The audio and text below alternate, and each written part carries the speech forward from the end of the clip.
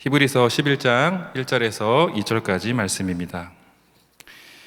믿음은 바라는 것들의 실상이요 보이지 않는 것들의 증거니 선진들이 이로써 증거를 얻었느니라. 아멘. 이것은 주님의 말씀입니다.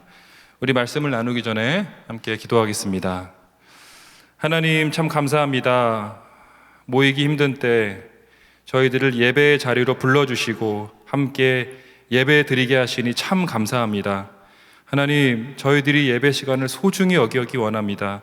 특별히 오늘 선포되는 말씀이 생명의 말씀이 되어서 이 말씀을 듣는 모든 예배자들의 심령 가운데 잘 새겨지는 시간 되게 하여 주시옵소서. 주님께 이 시간을 맡겨드립니다. 예수 그리스도의 이름으로 기도합니다. 아멘. 예, 여러분 반갑습니다. 물론 이 예배당 전체에 비하면 이 숫자가 결코 많다고 할 수는 없겠죠. 예, 그렇지만 이곳에 여러분 있고 없고는 정말 차이가 큰 것 같아요. 아마 제 마음을 서유진 목사님께서는 10배, 100배 공감하실 겁니다. 목회자 입장에서 항상 텅 빈 공간을 보다가 이 숫자가 그렇게 많지는 않을지라도 누군가가 앉아있다는 그 사실이 또 설교자로서 완전히 새로운 느낌을 주는 것 같습니다. 여러분들도 쉽지 않은 시기에 또 이 자리에 나와주신 것만으로도 참 감사하고요. 또 온라인으로 예배드리는 모든 청년들 진심으로 축복합니다. 제가 지난주에 한번 예배 시작 전에 청춘 댓글창에 글 남기기를 했는데요.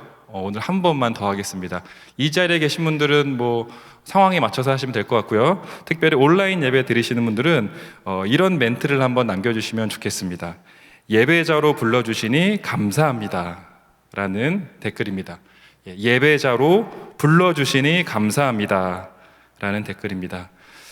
우리가 우리들의 의지를 가지고 예배를 드리러 나온 것 같지만 사실은 하나님께서 우리들을 예배의 자리로 불러주셨다는 것입니다. 그리고 그 하나님의 부르심에 여러분이 응답하셔서 지금 예배 자리에 나와왔다는 것이죠. 단순히 나의 의지와 나의 결심과 내가 스케줄을 잘 맞춰서 예배를 나온 것이 아니라 그 전에 하나님이 여러분을 예배 자리로 부르셨다는 것입니다. 그 부르심에 여러분 감사하고 또 반응하는 말씀의 시간이 되기를 소망합니다. PPT 하나 넘겨주시기 바랍니다. 여러분, 제가 여러분들한테 좀 질문을 드리면서 시작하려고 합니다. 나는 땡땡땡에 힘입어 살아간다 입니다. 나는 땡땡땡에 힘입어 살아간다. 여러분은 여러분의 삶을 움직이는, 여러분의 삶을 견인해가는 그 동력을 보통 어디에 두고 계시나요? 한번 스스로에게 질문을 던져보시면 좋겠습니다. 저는 사실 그런 것 같아요. 스스로 생각해봤는데 한 달 반 정도에 이제 어머님이 세상을 떠나신 다음부터는 어머님의 부재를 메꾸기 위한 노력의 힘으로 살아가는 것 같아요. 저는 솔직히 그렇습니다. 여러분들도 아마 저마다 저 땡땡땡에 들어가는 뭔가가 있을 것 같습니다. 누군가한테는 돈에 대한 열망일 수도 있을 것 같아요. 누군가는 두려움일 수도 있습니다. 누군가는 절박함일 수도 있습니다. 사는 것 자체가 너무나 절박한 청년들도 분명 있을 겁니다. 누군가는 자신감일 수도 있어요. 매사에 자신감이 넘치는 또 그런 청년들도 있습니다. 세상을 향한 분노일 수도 있고요. 사명감일 수도 있습니다. 또 누군가는 열정일 수도 있고요. 누군가는 매일 주어진 하루를 그냥 습관처럼 보내는 청년들도 있을 것 같습니다. 그리고 기쁨일 수도 있고 또 무기력일 수도 있고 누군가는 또 패배감일 수도 있고 누군가는 건강한 자존감일 수도 있습니다. 여러분 사실 한 가지를 딱 고를 수는 없겠죠. 아마 저 빈칸에 한 가지가 아니라 여러 가지 아마 키워드가 들어갈 수 있을 것 같습니다. 아무튼 한번 이 시간에 짧게라도 그렇다면 나의 삶을 가장 힘있게 이끌어가는 그 동력이 되어지는 에너지는 무엇인가에 대해서 꼭 한번 스스로 직면해 보시면 좋겠습니다. 저 빈칸에 들어가는 게 무엇이냐에 따라서 사실 현재 나의 삶의 질이나 수준 혹은 색깔이 저는 그대로 드러난다고 생각합니다. 저는 청년의 때를 끌어가는 중요한 동력 중 하나가 두려움이라고 생각합니다. 미래에 대한 두려움이 있는 거죠. 내가 무슨 직업을 가질지 알 수 없고 내가 갖고 싶은 직업은 있을지라도 내가 그 직업을 갖게 될 거라는 확신이 있는 사람은 많지 않을 겁니다. 저는 제가 20대 초중반 때 저는 제가 반드시 기자가 될 거라고 확신했었어요. 제 주변에 있는 모든 청년들이 재홍이는 기자가 될 거야 라고 생각했어요. 그런데 기자가 되지 않더라고요. 예. 모든 인생이란 게 자기가 원하는 대로 계획대로 흘러가지는 않는 것 같습니다. 그리고 내가 누구를 만나서 누구랑 결혼할지 알 수가 없습니다. 아마 여러분한테 막막함을 주고 두려움을 주는 이유 중에 하나가 바로 만남일 것입니다. 그리고 내가 어디서 살게 될지도 알 수 없습니다. 청년의 때는 실은 이사도 많이 다니게 될 수 있고 내가 누구를 만나서 또 어디로 이사 가게 될 수도 있기 때문에 그것에 대한 두려움도 있을 수 있습니다. 그리고 되게 중요한 부분인데 내가 지금은 돈을 잘 벌고 있을지라도 혹은 돈을 잘 벌지 못하고 있을지라도 그것과 상관없이 나의 수입이 언제 끊길지 알 수 없는 또 그런 두려움이 있을 겁니다. 여러분, 그렇다고 반드시 두려움이 나쁘다는 것은 결코 아닙니다.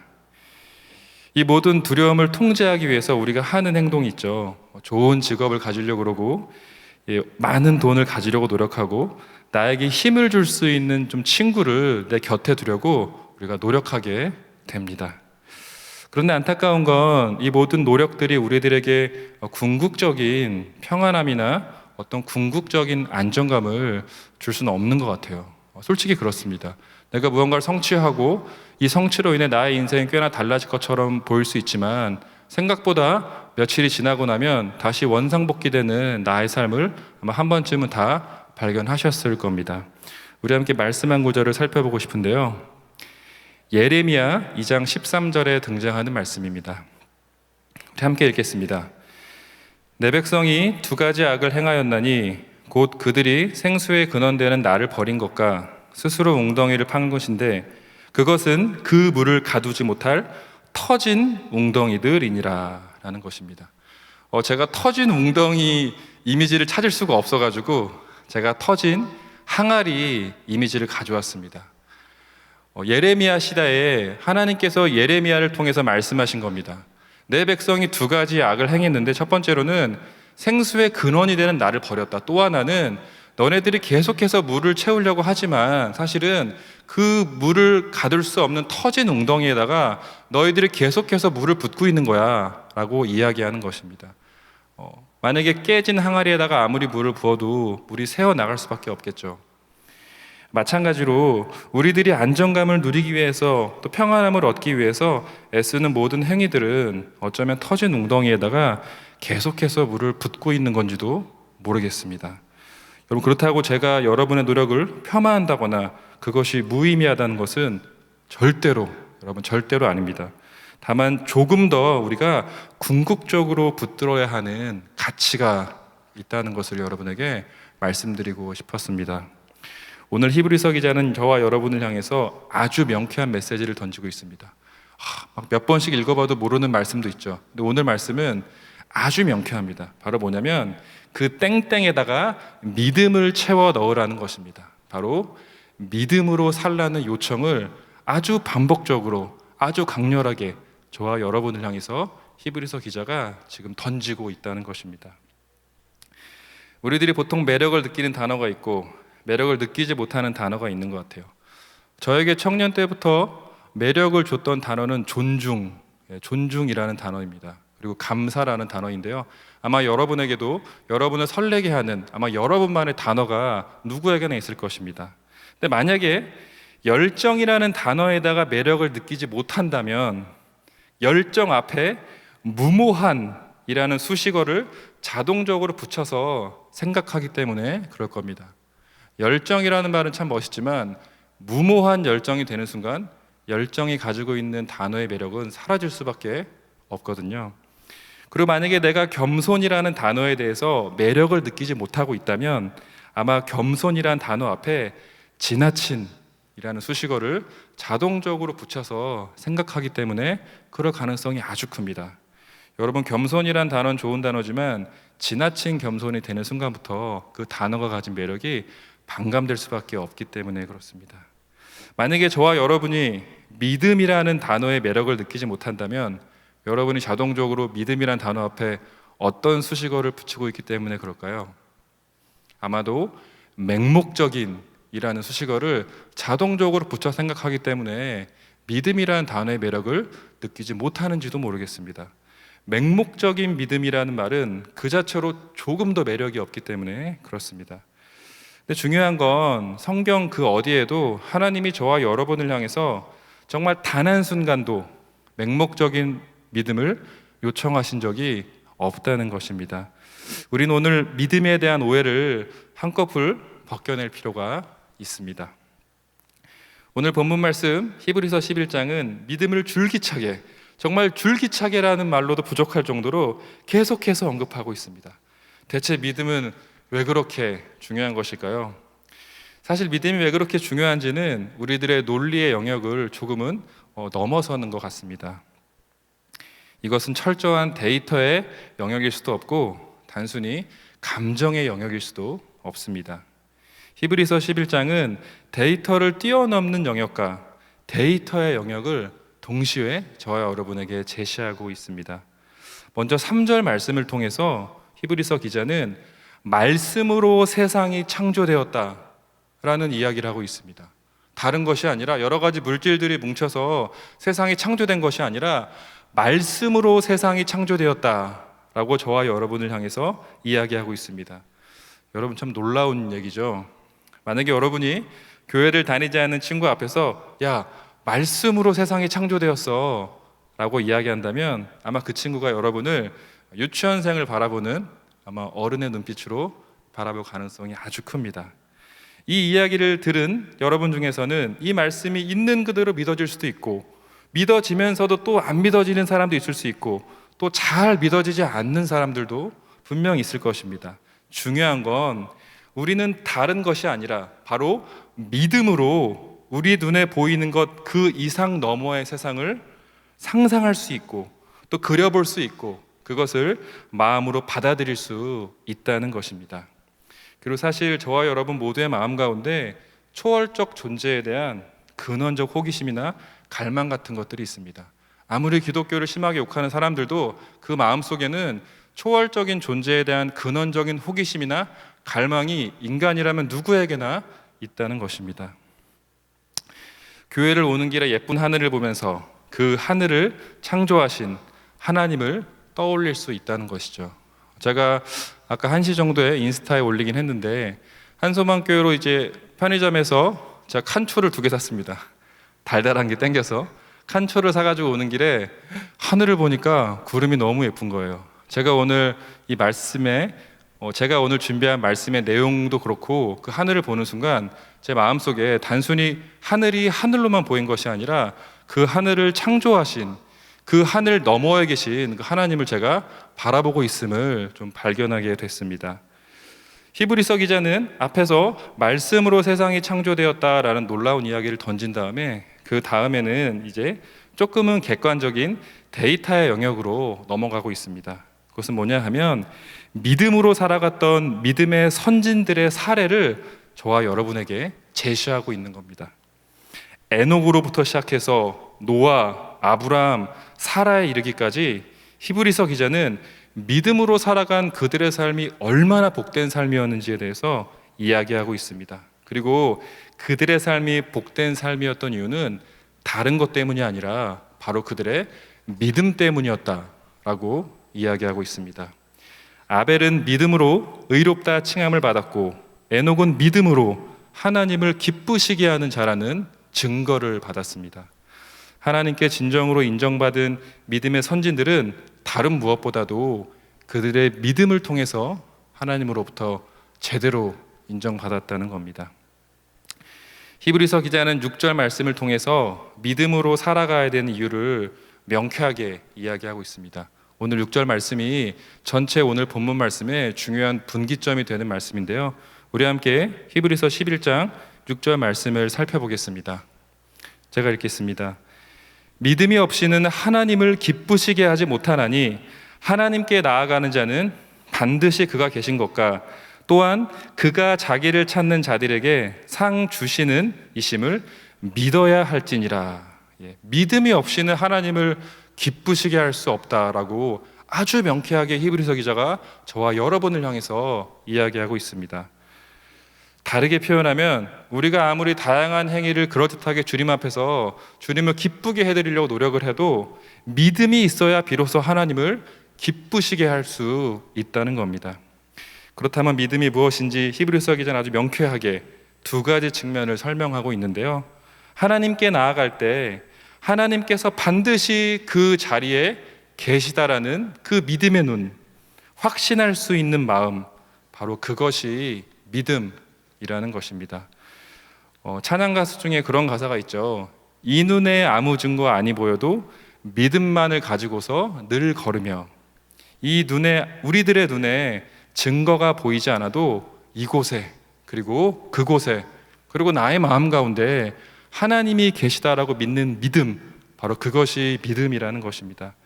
제가 아주 즐겨 있는 책에 등장하는 한 구절을 여러분과 나눠보려고 합니다. 제자가 된다는 것이라는 책에 로안 윌리엄스라는 기독교 작가가 쓴 대목인데요, 제가 읽어드리겠습니다. 표지판과 이정표가 뜯겨 사라진 때라도 거기에는 여러분을 홀로 내버려 두지 않는 존재가 있음을 깨닫게 됩니다. 바로 이것이 성경적 의미에서 진정한 신앙이라고 말하고 싶습니다. 이 대목을 여러분이 마음판에 잘 새기시면 좋겠습니다. 그리고 여러분, 믿음의 또 다른 측면을 히브리서 기자가 이야기하고 있는데요, 두 번째 측면은 바로 자기를 찾는 사람에게 하나님께서 상을 주신다는 것, 그것을 믿는 것, 그것이 바로 믿음이라는 것입니다. 이것은 단순히 내가 주님께 상을 받기 위해서 주님을 찾는다라는 의미가 아니라요, 믿음의 눈으로 주님을 바라보고 그 주님과 동행할 때 주님이 주시는 은혜를 소원하고 갈망하는 것, 하나님이 자기를 찾는 사람에게 적극적으로 응답하신다는 것을 마음으로 믿는 것, 그것이 바로 믿음이라는 것입니다. 여러분, 저도 그렇더라고요. 우리 아이들이 진짜 나를 믿어준다고 느낄 때는 이럴 때예요. 막 아빠랑 있으면 막 내가 좋은 걸 받을 수 있어 라고 애들이 막 얘기할 때 있어요. 애들이 막 자기만의 상상의 나를 펼칠 때가 있는 거죠. 저는 줄 준비도 안 돼 있고 줄 마음도 없는데, 근데 그 마음을 듣고 그 말을 들었을 때 저의 마음 가운데, 아, 우리 아이들이 정말로 나를 신뢰하고 있구나 라는 마음을 준다는 것입니다. 마찬가지로 하나님께서도 여러분이 하나님께 다가갔을 때 하나님께서 나에게 적극적으로 반응해 주실 거다라는 믿음이 있을 때 비로소 하나님이 여러분의 모습을 보고 기뻐하신다는 겁니다. 여러분, 이런 질문을 한번 던질 수 있을 것 같아요. 그렇다면 대체 우리 믿음의 선진들은 어떻게 믿음으로 살아갈 수 있었을까? 그 수많은 믿음의 선진들은 어떻게 그 믿음의 길들을 잘 걸어갔을까라는 질문을 한번 던져보기 원합니다. 아주 명쾌하게 히브리서 기자가 이야기하고 있는데요, 바로 그 믿음의 선진들은 더 나은 본향을 바라보았기 때문에 그렇습니다. 바로 이곳에서, 이 땅에서의 삶이 전부가 아니라는 분명한 믿음이 그들의 마음 가운데 있었기 때문에 그렇습니다. 여러분, 지금 이 땅에서의 삶이 전부라고 생각하면 우리들은 늘 부족함을 느낄 수밖에 없습니다. 지금 이 땅에서의 삶이 영원할 것처럼 생각한다면 우리는 늘 갈증나는 삶을 살아갈 수밖에 없다는 것입니다. PPT 하나 넘겨주시기 바랍니다. 여러분, 혹시 저 영화 뭔지 아시나요? 레오나르도 디카프리오가 주연으로 나왔던 울프 오브 더 월스트리트라는 영화입니다. 저 영화는 어떤 내용이냐면, 저 디카프리오가 주가를 조작해서 이제 월스트리트에 엄청난 억만장자가 되는, 하지만 나중에 그 검찰에게 수사를 받고 나중에 이제 깜빵이 들어가게 되는 그러한 내용입니다. 굉장히 좀 흥미로운 영화인데요, 그야말로 막 돈잔치가 벌어지는 그런 내용을 너무나 다이나믹하고 박진감 있게 잘 표현한 그런 영화입니다. 저 영화의 핵심은 바로 돈인데요, 영화평론가 이동진이 저 영화에 대해서 저런 한 줄 평을 남겼습니다. 돈은 더 많은 돈을 원한다 라는 한 줄 평을 남겼는데요, 저 돈 대신에 술도 들어갈 수 있을 것 같아요. 술은 더 많은 술을 원한다. 이 땅 위에서의 삶이 마치 전부인 것처럼 살아가면 우리는 이 땅 위에서 더 많은 것을 쌓고 또 쌓으려고 노력할 수밖에 없습니다. 근데 그것이 돈이든 무엇이든 간에 그것이 쌓이는 순간 더 많이 쌓이길 원하는 것이 우리 모두의 본능이라는 것입니다.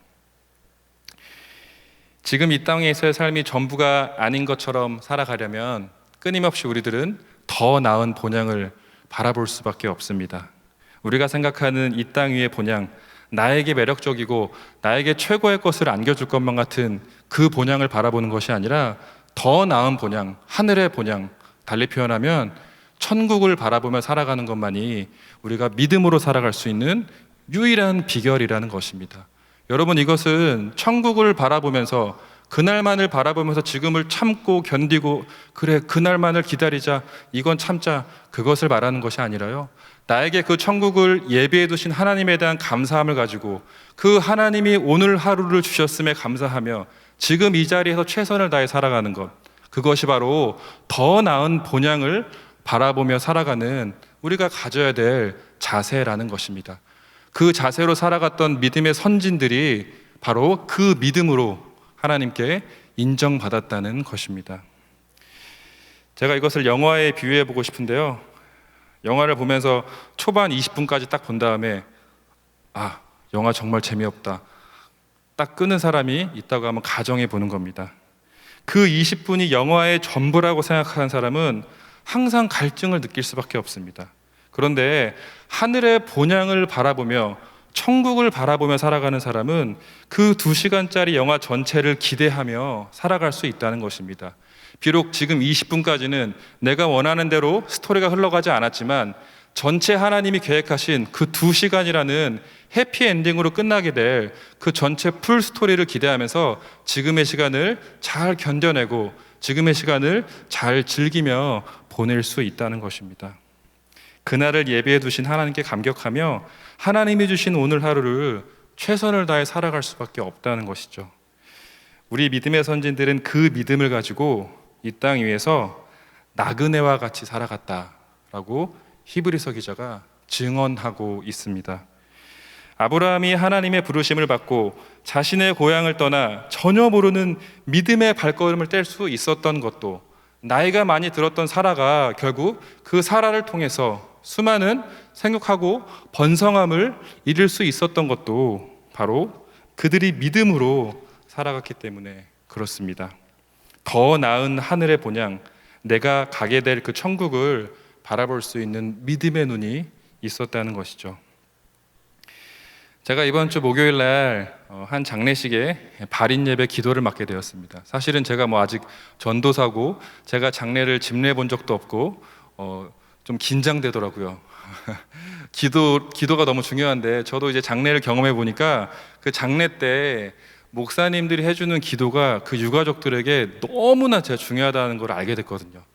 그래서 혹시나 내가 가서 엉뚱한 기도하는 거 아니야? 긴장하면서 기도문을 막 써가지고 제가 그 장례식장에 갔습니다. 딱 갔는데 그 아버지를 먼저 하늘나라로 보낸 그 딸 3명이 앉아 있는데 보자마자 막 저희 딸이 막 생각나는 거예요. 자, 그래서 갑자기 막 감정이 막 몰입되기 시작하는 거예요.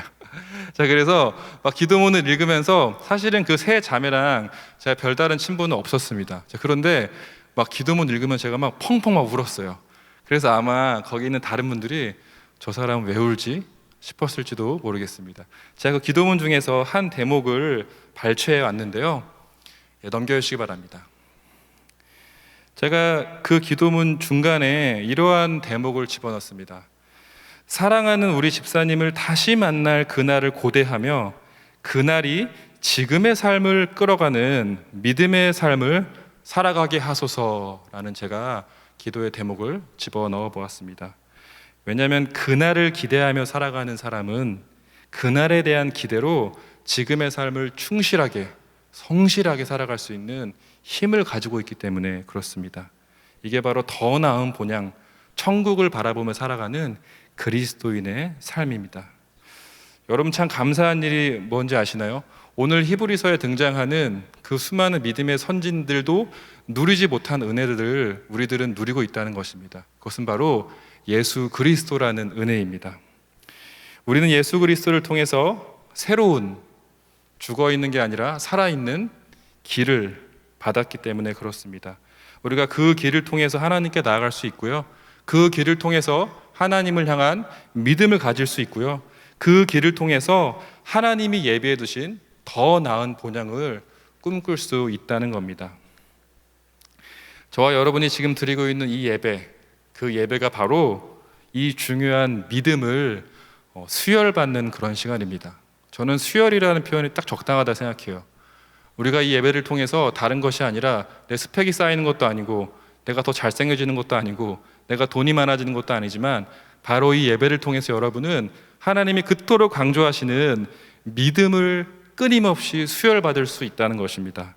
우리가 살아가던 삶의 리듬이 있어요. 여러분 현장에서 주중에 살아가실 때 그 삶의 리듬이 막 여유 있고 막 한가하신가요? 아닐 거예요. 아마 굉장히 거칠고 빡빡하고 내가 원하는 리듬이 아닐 것입니다. 그런데 그 삶의 리듬에서 잠시 벗어나서 하나님의 리듬으로 의도적으로 들어오는 것이 바로 예배라는 것입니다. 여러분 중요한 건 의도적으로라는 단어입니다.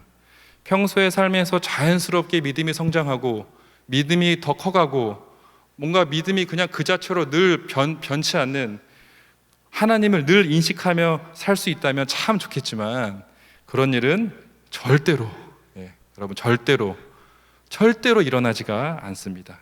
그건 마치 맨날 김연경 배구를 TV로만 중계 화면을 보면서 마치 자신의 배구 실력이 늘고 있다고 착각하는 것과 저는 다르지 않다고 생각합니다. 그래서 우리는 이렇게 예배를 드리면서 하나님의 리듬 안으로 의도적으로 들어오는 것입니다. 아마 지금 이 시간에 여러분의 마음 가운데 하나님께서 믿음을 끊임없이 수혈해주고 계실 겁니다. 하나님의 존재가 내 곁에 늘 존재했음을 다시 한번 깨닫고 감격하는 시간, 그 하나님이 내게 예배해 두신 더 나은 본향을 바라보는 시간, 그게 바로 예배라는 것입니다. 여러분 세상은 늘 부족하죠. 제가 오늘 설교 제목을 부족한 세상 넉넉한 믿음이라고 지어보았습니다. 여러분 세상은 참 늘 부족한 것 같아요. 정확히 말하면 세상이 부족한 게 아니라 나의 마음이 만족을 모른다는 표현이 더 정확한 것 같습니다.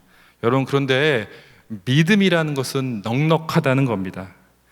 예수 그리스도를 통해 열린 새로운 살아있는 그 길을 통해서 우리는 계속해서 값없이 조건 없이 주님께로 나아갈 수 있기 때문에 그렇습니다. 아까 보았던 예레미야 2장 13절 말씀을 한번 다시 읽어보기 원합니다. 전 여러분이 말씀을 한번 암송하기를 소망합니다. 내 백성이 두 가지 악을 행하였나니 곧 그들이 생수의 근원되는 나를 버린 것과 스스로 웅덩이를 파는 것인데 그것은 그 물을 가두지 못할 터진 웅덩이들이니라. 우리에게 여러분 세 가지도 아니고 늘 두 가지 길만이 놓여 있습니다. 이번 한 주 터진 웅덩이를 계속해서 여러분 채우며 살아가시겠습니까? 아니면 믿음으로 살아가시겠습니까? 여러분 그 부분을 끊임없이 직면하면서 믿음의 삶을 선택하는 여러분이 되면 좋겠습니다. 우리 함께 히브리서 11장 1절 2절 말씀을 살펴보며 오늘 말씀을 마무리하려고 합니다. 제가 읽겠습니다. 믿음은 바라는 것들의 확신이요 보이지 않는 것들의 증거입니다. 선조들은 이 믿음으로 살았기 때문에 훌륭한 사람으로 증언되었습니다. 위에 증거라는 단어가 있고 그 아래 증언이라는 단어가 있습니다. 여러분 말씀 옆에 있는 그림이 뭔지 아시나요? 저 그림이 뭐냐면 제가 천국에 계실 우리 어머니를 상상하면서 저랑 친하게 지내는 일러스트 작가님한테 제가 부탁한 그런 그림입니다. 저희 어머니가 생전에 저렇게 많은 사람들과 특별히 한식을 좋아하셨는데요. 한식을 드시면서 저렇게 대화하는 걸 좋아하셨거든요. 그래서 분명히 천국에서도 단시간에 많은 사람들을 잘 사귀시면서 저렇게 한식을 드시면서 많은 사람과 즐겁게 대화하고 있지 않을까라는 제가 상상을 하면서 저런 그림을 부탁하게 되었습니다. 저 역시 마찬가지로 믿음으로, 다른 것이 아니라 믿음으로 천국에서 환하게 웃고 계실 그 어머니를 떠올리면서 살고 있다는 것입니다. 여러분 우리는 보통 증거가 쌓이고 데이터가 쌓이고 쌓여야 내가 그제서야 믿겠다라고 생각할 때가 많이 있습니다. 하지만 증거가 있어서 믿음이 생기는 것이 아니라 믿음을 통해서 우리 삶 가운데 증거가 창조된다는 것입니다. 다른 무언가가 아니라 우리가 믿음으로 살아갈 때 우리는 주님 보시기에 훌륭한 사람으로 증언될 것입니다. 이번 한 주 다른 많은 것이 아니라 바로 믿음으로 살아가는 저와 여러분이 되기를 소망합니다. 기도하겠습니다. 하나님 참 감사합니다. 하나님께서 믿음으로 살아가야 함을 알려주시고 깨닫게 하시고 그 말씀을 우리에게 던져주시니 감사합니다. 주님께 이 받은 말씀을 가지고 이번 한 주 정말 믿음으로 살아가기 원합니다. 눈앞에 보이는 수많은 것들을 붙들고 살아가는 것이 아니라 정말 믿음 가지고 살아가는 청춘의 모든 청년들, 이 시간 예배드리는 모든 예배자들 되게 하여 주시옵소서. 그러나 주님, 저희들 믿음으로 살아가는 것 결코 쉽지 않습니다. 그럼에도 불구하고 주님의 도우심 가운데 내 마음 깊숙한 곳 가운데 이 믿음을 움켜쥐고 믿음을 지키며 살아가는 저희들 되게 하여 주시옵소서. 오늘 들은 히브리서 말씀들이 허공에 날아가는 그런 말씀이 아니라 다음 한 주 우리들의 삶을 견인해가는 그런 생명의 말씀이 되게 하여 주시옵소서. 주님 감사합니다. 예수 그리스도의 이름으로 기도합니다. 아멘.